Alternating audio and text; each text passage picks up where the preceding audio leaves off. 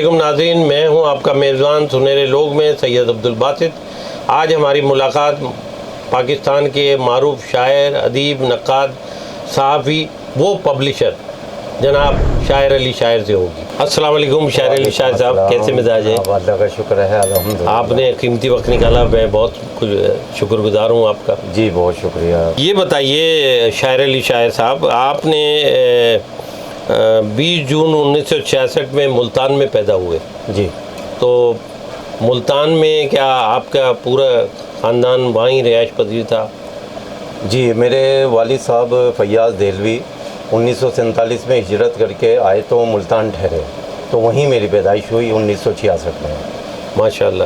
تو اسکول اور کالج وہیں رہا یا صرف اسکول تک وہاں تھا؟ جی، میں نے میٹرک جو ہے ملتان سے ہی کیا، نواں شہر ملتان سے، پائلٹ سیکنڈری اسکول تھا گورنمنٹ کا، اور سب سے بڑا اسکول تھا، تو وہاں سے میٹرک کر کے اس کے بعد پھر میں کراچی آ گیا۔ اچھا، آپ نے جامعہ کراچی سے اس کے بعد جب کراچی آیا وہاں سے BA MA BEd MAd اور پھر MA اسلامیات کیا؟ جی بالکل۔ اتنا یہ تعلیم کا بہت زیادہ آپ کو لگاؤ تھا، شوق تھا، اتنی ڈگریاں آپ نے لی ماشاءاللہ۔ جی، یہاں تعلیم کے مواقع بھی زیادہ تھے، اور پھر ایجوکیشن کالج 9 نمبر سے میں نے عزیز آباد سے MAd BEd کیا، کیونکہ ان کا الحاق بھی کراچی یونیورسٹی سے ہے، تو کراچی یونیورسٹی سے پھر میں نے MA اردو کیا اور MA اسلامیات کیا۔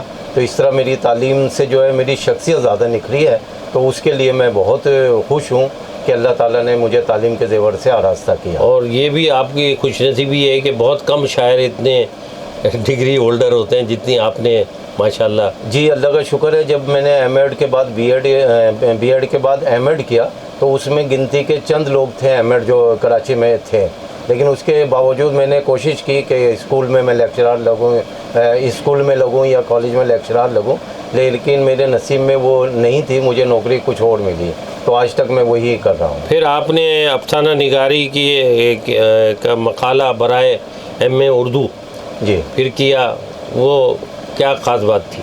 وہ بس MA کا نصاب میں ایک مضمون شامل ہوتا ہے جس میں ایک مقالہ لکھنا ہوتا ہے، تو وہ میں نے کیا، اور اللہ کا شکر ہے پھر میرے افسانہ نگاری پہ MA کا مقالہ لکھا گیا، تحقیقی کام ہوا، تو اس پہ جو ہے ڈگری بھی ایوارڈ ہوئی طالب علم کو جس نے MA کا مقالہ لکھا اور میری شخصیت کو اجاگر کیا۔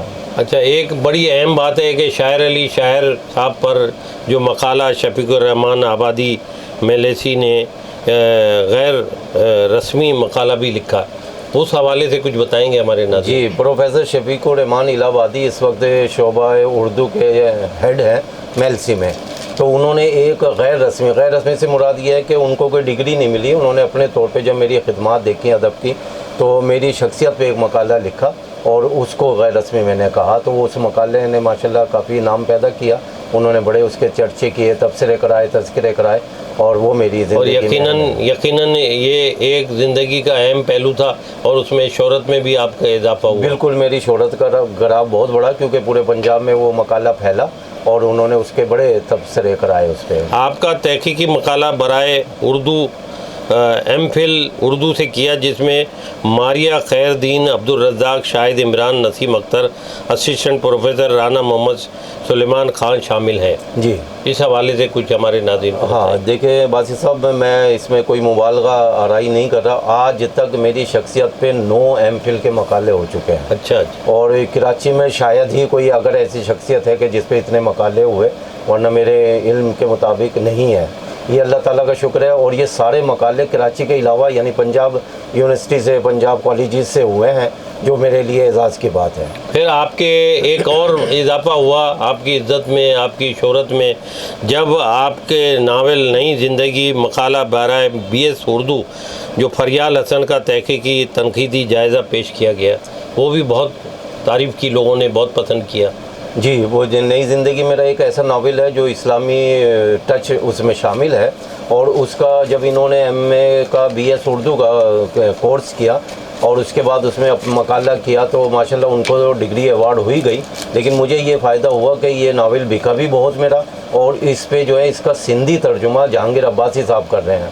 شاعر علی صاحب، یہ تو آپ بتائیے کہ آپ کی صنف سخن کی کس طرح صنف میں زیادہ ہے، شاعری میں کون سا زیادہ آپ شعر شاعری کرتے ہیں, کس طرف آپ کا لگاؤ زیادہ ہے؟ جی دیکھیے, میں غزل تو بہت زیادہ لکھتا ہوں, نظم تو نہ ہونے کے برابر ہے, لیکن حمد, نعت, منقبت, سلام یہ میں نے بہت زیادہ لکھی ہے. 9 میرے شعری مجموعے حمد و نعت کے آ چکے ہیں, بہت زیادہ, اور ماشاءاللہ. 7 جو ہے شاعری کے آ چکے ہیں, یعنی غزل کے. تو ابھی بھی یہ جو دیوان آپ کے سامنے ہے دانستہ, یہ میری غزل کا 200 غزلوں کا انتخاب ہے دانستہ کے نام سے. تو بے شمار کتابیں میری سامنے آ چکی ہیں. اچھا, آپ کی تصانیف میں بہت جو خاص تصانیف ہیں, اس میں باہر ہو, اب تو آ جاؤ, چاند جیسا شخص, ترونیاں تیرے پہلو میں, غزل پہلی محبت ہے, اعلان محبت, ہم کلامی ایک بیر میں, 100 غزلیں. جی ماشاءاللہ, یہ ایک بہت بڑی آپ کی اچیومنٹ ہے, کامیابی ہے. جی, اس حوالے سے ہمارے ناظرین کو بتائیں. ہاں, اس پہ بہت بڑا کام ہے یہ آپ جی جی بالکل. یہ جیسے میں نے ابھی بتایا کہ 7 شعری مجموعے میرے آ چکے ہیں, وہ کچھ نام آپ نے اس میں بتائے. اور یہ جو ترونیاں ہیں, یہ پوری دنیا میں, پورے اردو ادب میں سب سے پہلا مجموعہ میرا آیا ہے. ڈاکٹر سلیم اختر نے اپنی تنقیدی کتاب میں لکھا کہ جناب شاعر علی شاعر کا مجموعہ ترونیوں کا پوری دنیا میں سب سے اولین ہے. تو وہ اولین کا سہرا میرے سر ہے, اور اس سے پہلے آج تک کسی کا مجموعہ نہیں آیا, وہ میرے نام کیا گیا. تو میرے لیے بڑے اعزاز کی بات ہے. ناظرین, ہمارے ساتھ پاکستان کے معروف شاعر, ادیب, نقاد, صحافی اور پبلشر محترم جناب شاعر علی شاعر موجود ہیں. ہماری ان سے بات چیت جاری ہے. وقفے کے بعد ہم پھر ملیں گے.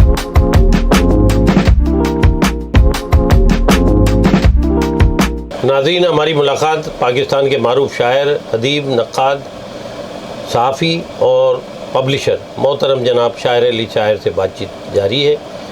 شاعر علی صاحب, یہ بتائیے کہ آپ کے جو چند مشہور اشعار ہمارے ناظرین کو سنانا پسند کریں گے؟ جی بالکل, پیش کرتا ہوں کہ محشر ہی بپا ہے, نہ قیامت کی گھڑی ہے. محشر ہی بپا ہے, نہ قیامت کی گھڑی ہے. کیا کہنے, پھر بھی میں جسے دیکھوں اسے اپنی پڑی ہے. کیا بات ہے, پھر بھی میں جسے دیکھوں اسے اپنی پڑی ہے. کیا اچھا ہے بھائی. اور محصور انا کا تو نکل آنا ہے مشکل, محصور انا کا تو نکل آنا ہے مشکل. دیوار پہ دیوار کھڑی ہے. کیا بات ہے, دیوار سے دیوار کھڑی ہے. کیا اچھا ہے. اور اوروں کی حفاظت کی وہاں فکر کرے کون, اوروں کی حفاظت کی وہاں فکر کرے کون. حاکم کو جہاں اپنی حفاظت کی پڑی ہے. واہ واہ واہ واہ, حاکم کو جہاں اپنی حفاظت کی پڑی ہے. کیا اچھا کہا ہے بھائی. یہ اچھا. تو شاعر علی شاعر صاحب, یہ ہم جاننا چاہیں گے کہ آپ نے ناول اور افسانے لکھے ہیں جس میں گہرا زخم, چہرہ کہانی, لال کبوتر, نئی زندگی, جدید افسانے, خوابگاہ شامل ہیں. جی. تو اس میں بھی ناظرین نے اور دیکھنے والوں نے, سننے والوں نے بہت آپ کو پسند کیا. اس کی کیا خاص وجہ ہے؟ اس میں کوئی نئے پہلو ہیں یا اس میں کوئی خاص باتیں آپ نے اجاگر کی ہیں, کچھ خاص اہم چیزیں؟ جی, آپ کا سوال صحیح ہے کہ ناول تو سبھی لکھ رہے ہیں, لیکن جس میں کوئی نئی بات ہو وہ مشہور ہوتا ہے. جی, میں نے ایک ناول, نئی جدت ہوگی جبھی لوگوں نے پسند کی. جی بالکل, اس میں وہ جدت میں آپ کو بتا رہا ہوں, آپ بھی سنیں اس کو. کہ خوابگاہ جو میں نے ناول لکھا, اس میں ناول میں جنات کے کردار ہیں. کیا بات. اور ایک جن زادہ جو ہے وہ ہیرو ہے اس کا. جب وہ پکڑا جاتا ہے تو وہ مولوی اس کو کہتا ہے کہ میں تمہیں چھوڑ دوں گا ایک شرط پہ. وہ شرط یہ ہے کہ تم جنات کی معلومات مجھے دو, جو کیونکہ تم جن اور سچ بتاؤ گے تو وہ میں. تو اس میں 250 ایسے سوالات جو جنات سے متعلق ہے, ان کے جوابات اس نے دیے. پھر میں نے ایک مفتی کو دکھایا, وہ کہہ رہے یہ سارے جوابات قرآن و حدیث کی روشنی میں صحیح ہیں. وہ پہلو میں اس میں لایا. تو یہ ایک نیا طریقہ تھا کہ معلومات ناول کے ذریعے پھیلانے کا. کیا بات. بہت پسند کیا گیا ناقدین نے بھی اور اردو ادب میں بھی اس کی. اور دیگر جو دوسرے ہیں, چہرہ کہانی ہے, لال کبوتر, نئی زندگی. جی, یہ لال کبوتر بھی ماشاءاللہ بہت مشہور ہوا. انڈیا میں کئی رسالوں میں چھپا, پاکستان میں کئی رسالوں میں چھپا. یہ لال کبوتر میرا افسانے مجموعہ بھی تھا. اور لال کبوتر کے نام سے ایک افسانہ ہے جو کہ ترقی پسندوں کے خلاف ہے. تو وہ اس انداز سے بنا گیا ہے کہ اس میں کبوتر کی بولی میں سمجھتا ہوں وہ میں نے اس میں دکھایا. کیا بات ہے، بہت تو یہ نیا پہلو ہے کہ کوئی انسان کبوتر کی بولی سمجھتا ہو تو وہ میں نے اسے دکھایا تو وہ بڑا مشہور ہوا. کیا کہنے. اور خوابگاہ کے بارے میں کیا خیال ہے آپ؟ جی خوابگاہ کا میں نے بتایا کہ وہ جنات پہ ہے کیا تو بات. وہ بہت پسند کیا گیا. لوگ اس کو جنات کی معلومات کے طور پہ بھی پڑھتے ہیں. اچھا اچھا. آپ نے بچوں کے ادب میں بہت کام کیا، بہت لکھا ہے، اس حوالے سے ہمارے ناظرین کو کچھ بتائیں، کیونکہ بچے اور یوتھ ہی ہمارے ملک پاکستان کا فیوچر ہے. جی جی. اور اس حوالے سے کام کرنا بہت اہم بات ہے، میں سمجھتا ہوں. بچوں کے حوالے سے بھی میری ایک کلیات آ چکی ہے کاغذ قلم دوات کے نام سے. اچھا. تو اس کلیات میں 25 کہانیاں بچوں کی شامل ہے. ایک بچوں کا ناول ہے جنت کی تلاش، کیونکہ میں نے اس میں دکھایا کہ جنت کی تلاش جنت ماں کے قدموں تلے ہوتی ہے. تو 3 ذہین ترین بچے ہوتے ہیں جن کی ماں کو اغوا کر لیا جاتا ہے. تو وہ تینوں بچے اپنی ذہانت سے اپنی ماں کو بازیافت کراتے ہیں. اس میں پوری اسٹوری میں ان کی ذہانت دکھائی گئی ہے جو کہ بچوں کو بہت پسند آتا ہے اور بار بار اس کو پڑھتے ہیں. تو اور بھی بچوں کی کچھ چیزیں آ رہی ہیں بچوں کے ادب کے حوالے سے، کیونکہ آپ کا تو کام بہت اچھا ہے. جی جی اللہ کا شکر ہے. یہ 25 کہانیوں کا یہ سیٹ آیا ہے. ایک ناول ہے جنت کی تلاش، اور اس کے علاوہ 3 مجموعے جو بچوں کی نظموں پہ مشتمل ہے وہ آئے ہیں، اور کئی درسی کتب میں بھی میری نظمیں شامل کی گئی ہیں. اچھا شاعر علی شاعر، یہ بتائیے شاعر علی شاعر صاحب کہ پاکستان میں جو تربیت اور تعلیم تو وہ معیار نہیں رہا، اور تربیت میں بھی وہ نہ اساتذہ کر رہے ہیں نہ پیرنٹس کر رہے ہیں، والدین وغیرہ. تو اب اس حوالے سے کوئی آپ کا، میں چاہتا ہوں کہ کوئی آپ کی چیز آ رہی ہے جس سے تربیت اور تعلیم پہ بڑا اچھا اثر پڑے بچوں کا اور کچھ سیکھ سکے نئے آنے والی نسلوں کے لیے. جی یہ آپ نے بالکل صحیح کہا کہ اساتذہ بھی وہ کردار ادا نہیں کر رہے، اور پبلشر بھی جو مل رہا ہے ان کو وہ چھاپ رہے ہیں، تو اس سے تعلیم کا معیار بہت گرتا جا رہا ہے. میری کوشش تھی کہ میں نے 6ٹھی کلاس کی اردو لازمی اور 7ویں کلاس کی اردو لازمی لکھی ہے جو کہ رائل پبلشر نے چھاپی، اور 50 ہزار کی تعداد میں وہ چھپی ہے. اس میں نے نئی چیزیں دی ہیں کہ بھئی آپ جو ہے صدیوں سے ایک شاعر کو پڑھا رہے ہیں تو اب اتنے اچھے اچھے شاعر آ گئے ہیں تو ان کو بھی شامل کیا جائے. تو میں نے اس میں کافی چینجنگ لائی اور وہ ان کے بورڈ کو بہت پسند آئی. اس کے 4-5 ایڈیشن شائع ہو چکے ہیں دونوں. اچھا یہ بہت اہم بات ہے آپ کی کہ پاکستان میں آپ کی تعلیمی کتب معلومات علامہ اقبال، معلوماتی معلومات، باغبان اردو شامل ہے. اس حوالے سے آپ کیا سمجھتے ہیں، یہ ایک اعزاز ہے آپ کے لیے؟ جی بالکل. اور یہ مجھے جو سپورٹ کیا ہے یہ شمع بک ایجنسی ایک ادارہ ہے اردو بازار کراچی میں. انہوں نے مجھ سے یہ کتابیں لکھوائی اور معلومات کی 25 کتابیں میں مجھ سے لکھوائی انہوں نے، اور ان کو کئی لاکھ تعداد میں شائع کیا. تو مجھے اس بات کا بھی اعزاز حاصل ہے کہ کئی لاکھ کتب پہ میرا نام آیا، میرے نام سے چھپی اور بکی. یہ بڑے اعزاز کی بات ہے. شاعر علی شاعر صاحب، آپ نے حمد و نعت کی کافی کتب لکھی ہیں، خاص طور پر ان میں ارمغان حمد، دل ہے یا مدینہ، انوار حرم، عقیدت، الہام کی بارش، دل کا چین، مدینہ شامل ہیں. سب سے زیادہ مزہ لکھنے میں کس میں آیا اور سب سے زیادہ کس کو لوگوں نے پسند کیا؟ دیکھیں حمد و نعت کے میرے 9 شعری مجموعے آ چکے ہیں ماشاءاللہ، اور یہ میری تصنیف ہے. تالیف اور ترتیب اس کے علاوہ ہے. تقریباً 130 کے قریب میری کتابیں آ چکی ہیں جس میں تصانیف، تالیفات، تدوین، ترتیب یہ سب شامل ہیں. پھر میرے 9 جو حمد و نعت کے مجموعے ہیں ان کو میں نے ایک کلیات میں بھی شامل کر دیا ہے. نور سے نور تک میری کلیات حمد و نعت کا نام ہے. تو جو مزہ آپ کہہ رہے ہیں، مزہ تو ظاہر بات ہے جب روحانیت پیدا ہوگی، کیا بات، اللہ اور رسول سے عشق اور محبت ہم لکھیں گے تو اس میں مزہ آئے گا، وہ سرور، وہ لطف الگ ہے بالکل. جی جی. اچھا آپ کی نثری کتب بھی آئی ہیں، ان میں چند اہم نام ہمیں بتائیں ہمارے ناظرین کو، اور کیا خاص بات تھی اس میں؟ نثری کتب بھی ماشاءاللہ. جی میری 9 تنقیدی کتب آ چکی ہیں جس میں 5 بڑی کتابیں شامل ہیں، اور اس میں نثر کے حوالے سے تنقیدی آئینے، تنقیدی زاویے، تنقیدی دائرے، تنقیدی اشارے، 5 کتابیں میری آئی ہیں، اور جس میں پاکستان کے 150 بڑے بڑے شاعر و ادیبوں پہ تنقیدی مضامین ہیں جو ان کی کلیات میں بھی شامل ہیں، ان کے مجموعوں میں بھی شامل ہیں، اور وہ ان کو بھی بہت پسند آئے ہیں. وہ سب میں نے ان 5 کتابوں میں جمع کر دی ہیں.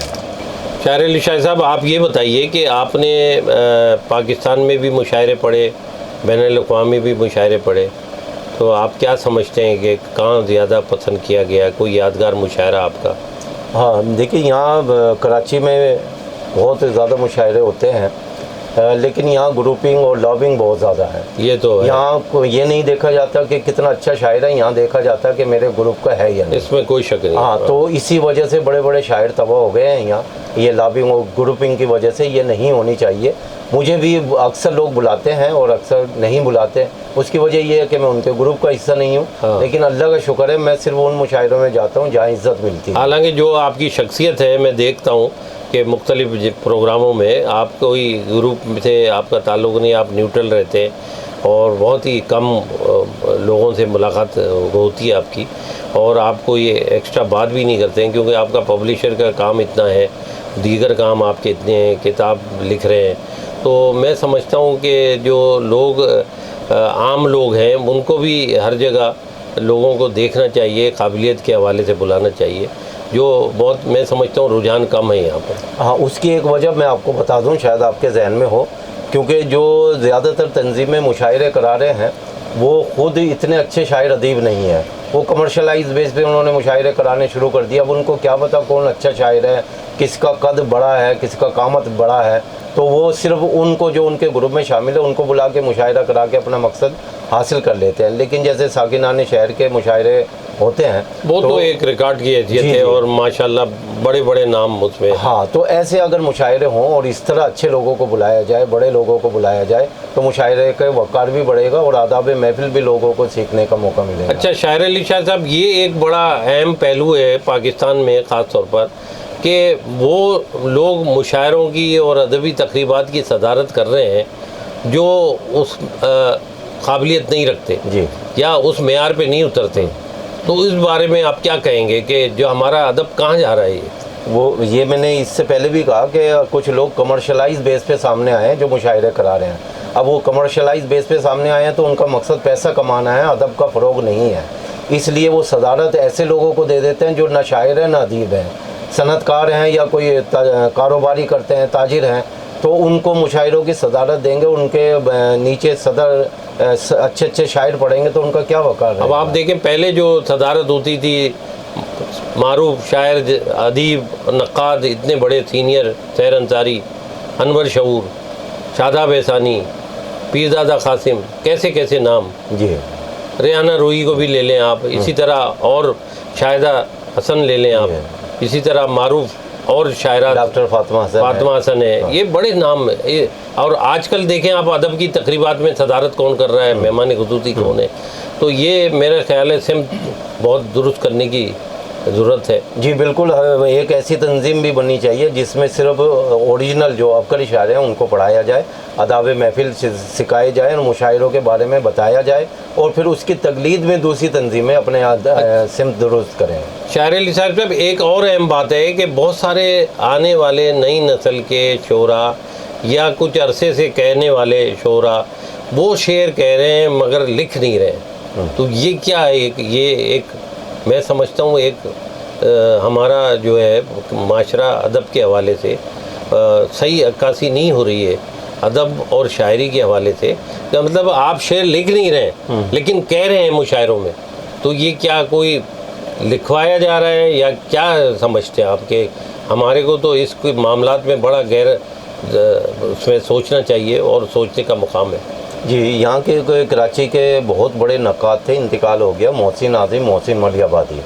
तो उन्होंने एक मजमून में लिखा था कि आज के शायर को ये काफ़ी नहीं है कि वो अच्छा शेर लिखे, बल्कि अच्छे शेर को छपवाए भी और अपना इबलाग भी करे, लोगों को खुद बताए कि मैंने ये अच्छा शेर लिखा है। तो उसके ज़रिए ये होते हैं कि किताब में छपवा के लोगों तक पहुँचाए, मुशायरे में पढ़ के लोगों तक पहुँचाए, इलेक्ट्रॉनिक मीडिया के ज़रिए, प्रिंट मीडिया के ज़रिए वो छपवाए अपना कलाम और लोगों को बताए कि जी मैंने अच्छा शेर लिखा है। जब लोग मानेंगे उसको, नहीं तो कोई किसी को क्या पता कि जंगल में मोर नाचा किसने देखा।